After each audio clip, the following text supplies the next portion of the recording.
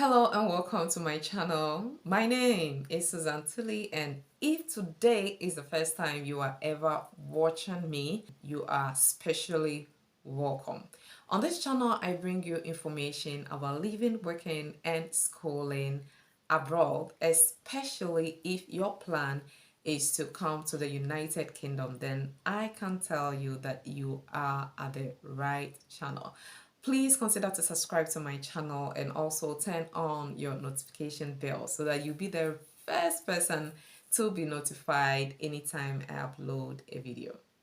To all my returning subscribers, thank you very much. I really appreciate. Please consider to keep watching my videos. Alright, so in today's video, I just want us to look at the issue of the Prime Minister proposing to increase the number of hours that students can work from 20 hours to 30 hours, or even to scrap it all.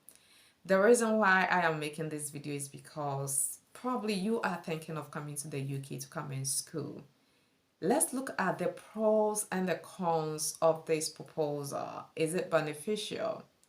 What has been the experience of students so far working 20 hours a week?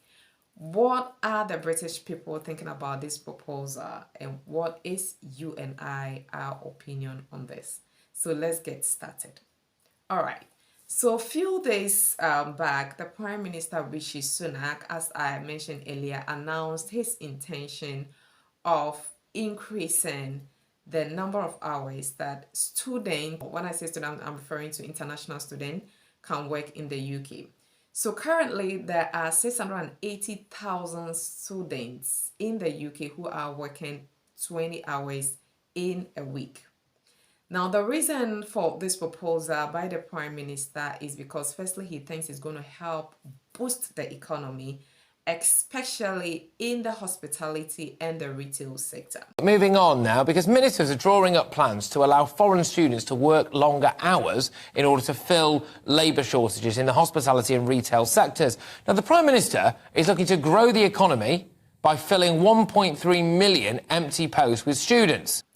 Also, because of the shortage of occupation in the UK, he thinks that it would be best to use students to fill some of these positions. Another reason is because if you remember very well, somewhere last year, Australia and Canada lifted up the ban of limited hours that students can work. And so this seems to have brought a lot of competition in these countries where a lot of students' attention have been shifted to these countries. So he thinks that it's going to make the UK the best destination for education.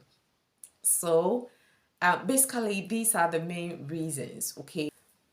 But this proposal seems to have raised a lot of concerns for the British people because they think that it is contradictory with the Home Secretary's vision of curbing down immigration into the country.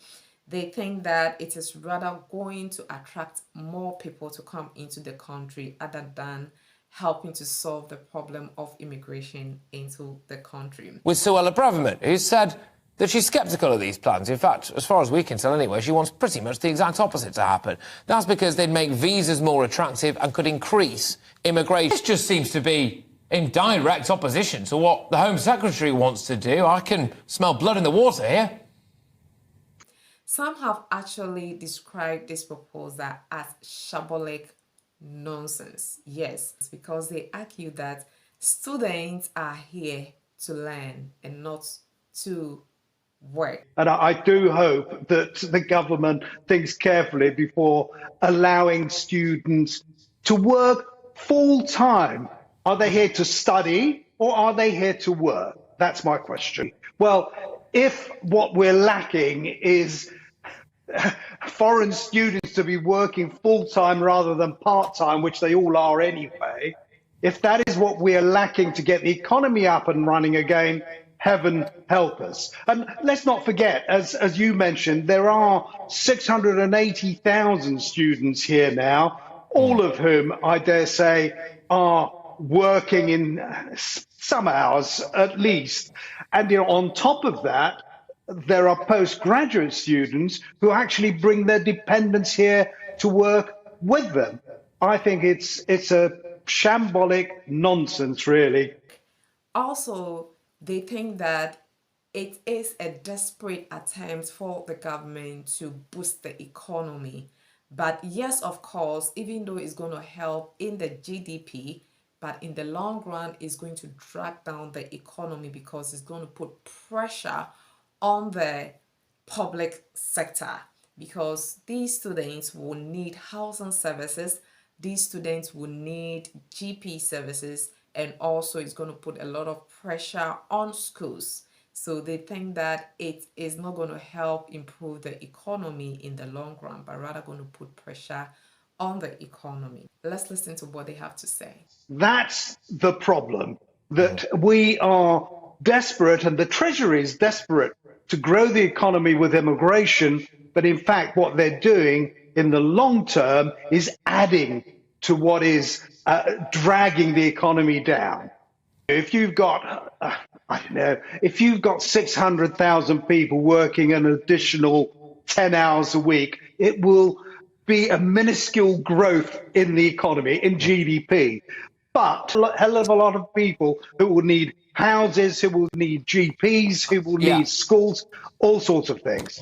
So they have rather proposed that the government should rather be more creative by encouraging British people to work to fill these positions, other than pushing it down on students, because in the long run it's also going to lead to cheap labor if students are going to fill this position, and the long-term effect is that it's going to drag down wages of everyone. You know, I think we can be a bit more creative and actually get British people working rather than trying to fill it up with foreign students. What this is about is big business wanting cheaper labour. There's nothing wrong with cheap labour, but if it's driving down the wages for everybody, anyway, Yes, right, there we go. there is. Oh, Exactly. right, okay.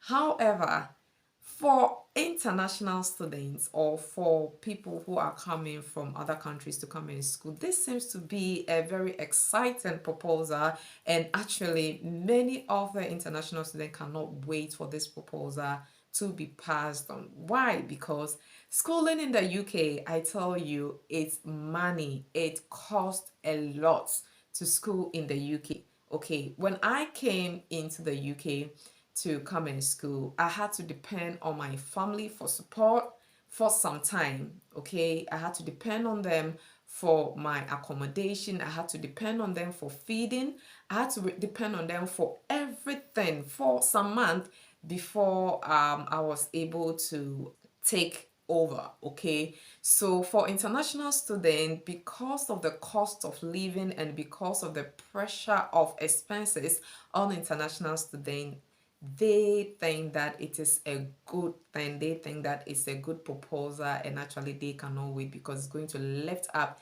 the burden of financial pressure and the burden of struggling to survive in terms of finances on them. Research from other countries, like students from Canada and Australia, also have said that it hasn't been easy. Even though they like the flexibility, it really costs them, because if you are not careful, your attention will be shifted from studying to working, and that can also defeat the purpose for why you came into the country.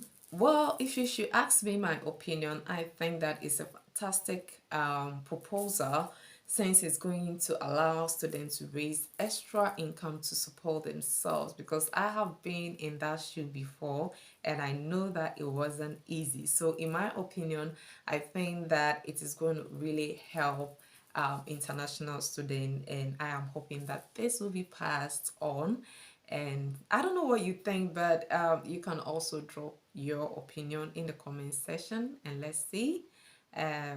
But until now, the government has not come out to declare that it is on, so you are still allowed to work 20 hours. Please make sure you stick to the 20 hours. Also know and the purpose why you came here. Continue to learn and to pass your exams. If you are planning to come to the UK, I can tell you that UK is one of the best destinations to come and school. You will not regret coming to school in the UK, because when you finish, you will be given 2 years to work. Okay, so anything or any expenses that you incurred, I believe that 2 years is enough for you to raise all those funds back. And if you are fortunate to get an employer who will sponsor you, then you can actually even shift from your student visa to workers visa, so that you can stay in the country and work as much as you want to. So I will encourage you, if you are planning to come to the UK to come in school, please do. It's the best destination for school, and I do hope that the government will give you the opportunity to work extra hours as you school. But please remember that if this proposal is passed on, it means more hard work. Don't come and shift your focus from studying to working. Remember why you came here and stick to it, because when you finish, the sky will be your limit. If you like this video, please consider to subscribe to my channel and turn on the notification bell so that you can be notified. The name is Susan Tilly, and thank you for watching. Bye for now.